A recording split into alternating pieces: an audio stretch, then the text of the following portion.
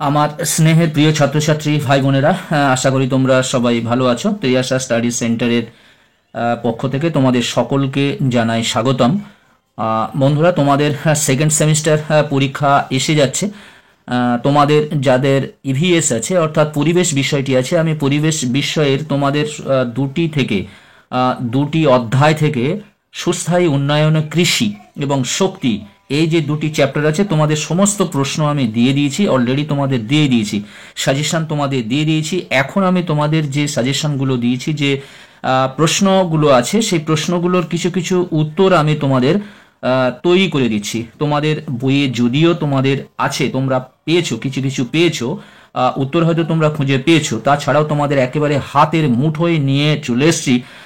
তোমাদের প্রথম অধ্যায় যে সুস্থায়ী উন্নয়ন কৃষি, এর থেকে যে আমি 18টি এসএকিউ দিয়েছিলাম, সেই সমস্ত এসএকিউর উত্তরগুলো আমি তোমাদের করে দিয়েছি।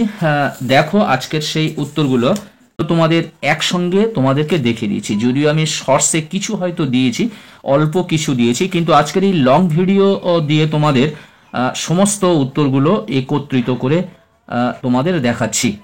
2 মার্কসের যে কোশ্চেনগুলো তোমাদেরকে দিয়েছি তার সমস্তটাই উত্তর আমি আজকে তোমাদের দেখাবো। বন্ধুরা, তোমরা যারা চ্যানেলটি সাবস্ক্রাইব করোনি, অবশ্যই তোমরা চ্যানেলটি সাবস্ক্রাইব করে নাও পরবর্তী গুরুত্বপূর্ণ ভিডিওগুলির জন্য। এরকম তোমাদের সমস্ত সাবজেক্টগুলি প্রায় উত্তর আমি তোমাদের তৈরি করতে থাকবো। তোমরা শুধু প্রশ্নের উত্তরগুলো তোমরা যদি ঠিকঠাক তৈরি করতে পারো, তাহলে তোমরা 90 থেকে 95% নাম্বার অবশ্যই করে পাবে। এসো আমরা উত্তরে চলে যাই। দেখো, প্রথমে দেখো, তোমরা অবশ্যই চ্যানেলটি সাবস্ক্রাইব করে রাখো এবং লিঙ্ক বন্ধুদের কাছে শেয়ার করো। তোমরা একটা লাইক করে দিও, প্রয়োজনে কমেন্ট করো। লাইক কমেন্ট করলে ভিডিও বানানোর উৎসাহ জাগে, প্রবণতা বাড়ে।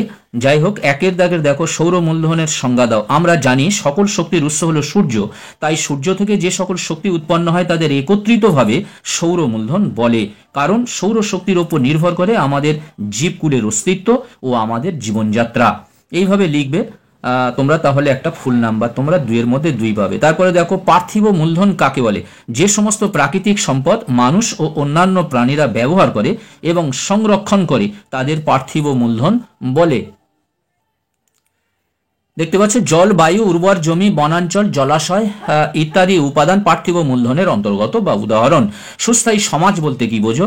যে ব্যবস্থার মাধ্যমে কোনো পরিবেশ সুষ্ঠুভাবে অর্থনীতি ও জনসংখ্যার স্থিতি বজায় রেখে দীর্ঘ সময় ধরে মানুষ তথা অন্যান্য জীবের জীবনযাত্রা অব্যাহত রাখা হয় এবং প্রাকৃতিক সম্পদের ক্ষতিপূরণ করা হয়, তাকে সুস্থায়ী সমাজ বা সুস্থায়ী জীবনযাত্রা বলে।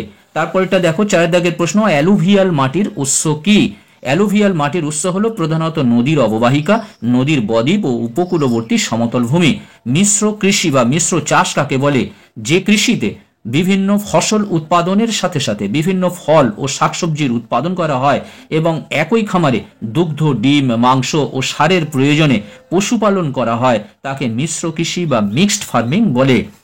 তারপরে দেখো, টাঙ্গিয়া কাকে বলে? টাঙ্গিয়া কাকে বলে? 19বিংশ শতাব্দীর শেষ ভাগে ইংরেজরা বনভূমি অঞ্চলে কৃষিকাজ শুরু করে, যার নাম হলো টাঙ্গিয়া। এই কৃষিকাজের মধ্য দিয়ে নতুন গাছপালার সঙ্গে বিভিন্ন খাদ্যশস্য চাষ করা হতো। গাছের পাতাগুলি গভীর ছাউনি তৈরি করলে তখন চাষ করা বন্ধ হয়ে যেত। কৃষি উন্নয়নে একসঙ্গে বৃক্ষ ও খাদ্যশস্যের চাষ বাস্তুতান্ত্রিক দিক থেকে খুবই উপযোগী বলে বিবেচিত হয়। এরপরে দেখো, জৈব সঞ্চয়ন কাকে বলে বা জৈব সঞ্চয়ন বলতে কি বোঝো? বহু ক্ষতিকারক কৃষি রাসায়নিক খাদ্য শৃঙ্খলের মাধ্যমে জীবদেহে প্রবেশ করে ও অবিকৃত অবস্থায় জীবদেহে সঞ্চিত হতে থাকে, একে কৃষি রাসায়নিকের জৈব সঞ্চয়ন বলে। এরপরে দেখতে পাচ্ছ, মাইক্রোরাইজা কাকে বলে? এটি তোমাদের খুব ইম্পর্টেন্ট প্রশ্ন, অবশ্যই করে পড়বে। কয়েক প্রকার উন্নত উদ্ভিদের মূল নির্দিষ্ট প্রজাতির ছত্রাকের অনুসূত্রের সঙ্গে যে বাধ্যতামূলক মিথজীবিতার সম্পর্ক গঠন করে তাকে মাইক্রোরাইজা বলে। 9 দাগের প্রশ্ন দেখো, জীবাশ্ম জ্বালানি কাকে বলে? উদাহরণ দাও। ভূগর্ভে সঞ্চিত কার্বন সমৃদ্ধ যেসব জৈব খনিজ পদার্থকে জ্বালানি হিসেবে ব্যবহার করা হয় তাদের জীবাশ্ম জ্বালানি বলে। সমুদ্রগর্ভে বা স্থলভাগে সঞ্চিত পাললিক শিলার মধ্যে উদ্ভিদ বা প্রাণীর দেহ চাপা পড়ে ভূগর্ভের তাপ, চাপ ও রাসায়নিক বিক্রিয়ায় সম্মিলিতভাবে অঙ্গারীভূত হয়ে জীবাশ্ম জ্বালানি তৈরি হয়। উদাহরণ, কয়লা, খনিজ তেল, প্রাকৃতিক গ্যাস ইত্যাদি। এটা তোমরা ভূগোল থেকে অনেকে পড়েছো টেনে। কৃষি বন বলতে কি বোঝো? যখন কোনো অঞ্চলে একই সঙ্গে শস্য চাষ, প্রাণীর বাসস্থান রক্ষা ও অরণ্যের সংরক্ষণ করা হয় তাকে কৃষি বন বলে। ভারতের বিভিন্ন আদিবাসী অঞ্চলে জুম চাষ হতো। এই পদ্ধতিতে তারা বন জঙ্গল পরিষ্কার করে চাষ করত। কয়েক বছর পর তারা সেই জমিতে চাষ বন্ধ করে নতুন জমি চাষ করত। আবার কয়েক বছর পর তারা জমিতে ফিরে যেত। এই পদ্ধতিকে বলা হয় কৃষি বন। তারপরে দেখো, সুস্থায়ী উন্নয়ন বলতে কি বোঝো? এই প্রশ্নটি প্রথমে দেওয়া উচিত ছিল। যাই হোক, আমি যেটি আগে পেরেছি তোমাদের জন্য সেই উত্তরটা সঙ্গে সঙ্গে আমি তৈরি করে দিয়েছি। এটা 11 দাগে বলেছে সুস্থায়ী উন্নয়ন বলতে কি বোঝো? সুস্থায়ী কথার অর্থ হলো স্থিতিশীল, যে উন্নয়ন প্রক্রিয়ায় ভবিষ্যৎ প্রজন্মের জন্য অত্যাবশ্যকীয় জিনিসপত্রের যোগান অক্ষুণ্ণ থাকে এবং সেই যোগান অক্ষুণ্ণ রেখে বর্তমান প্রজন্মের চাহিদা মেটানোর চেষ্টা করা হয়, তাকেই সুস্থায়ী উন্নয়ন বলে। পরদাগের প্রশ্ন দেখতে পাচ্ছ, জীবাশ্ম জ্বালানি যুগকে সুস্থায়ী হিসাবে গণ্য করা হয় না কেন? কয়লা, খনিজ তেল, প্রাকৃতিক গ্যাসকে জীবাশ্ম জ্বালানি বলা হয়। এইগুলি প্রকৃতিতে সীমাবদ্ধ প্রায়। এই জীবাশ্ম জ্বালানিগুলি পুনর্নবীকরণ যোগ্য নয়, ফলে এই সব জ্বালানি একবার ব্যবহার করলে ফুরিয়ে যায়, কিন্তু একজন মানুষের জীবদ্দশায় তা সঞ্চিত হয় না। তাই জীবাশ্ম জ্বালানি যুগকে সুস্থায়ী হিসাবে গণ্য করা হয় না। তারপর দেখো, নেমাটোড কাকে বলে? নেমাটোড হলো পৃথিবীর সবচেয়ে প্রাচুর্যপূর্ণ প্রাণীদের মধ্যে একটি। এইগুলি প্রাণী ও উদ্ভিদের পরজীবী হিসাবে বা মাটি, মিষ্টি জল, সামুদ্রিক পরিবেশ, এমনকি ভূত্বকের গভীরে জলে ভরা ফাটলের মতো অস্বাভাবিক জায়গায় মুক্ত জীবিত অবস্থায় দেখা যায়।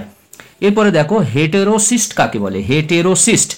হেটেরোসিস্ট বা হেটেরোসাইট হলো বিশেষ নাইট্রোজেন ফিক্সিং কোষ, যা নাইট্রোজেন অনাহারের সময়, অর্থাৎ নাইট্রোজেন অনাহার মানে যখন নাইট্রোজেন পাওয়া যায় না, কিছু ফিলামেন্টাস আয়ানোব্যাকটেরিয়ার দ্বারা গঠিত হয়।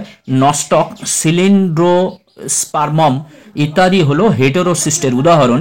এটি একটি বিভেদযুক্ত নাইট্রোজেন ফিক্সেশন বহন করে। পরের প্রশ্ন, 15 দাগের প্রশ্ন দেখতে পাচ্ছ, হিউমাস কি বা কাকে বলে?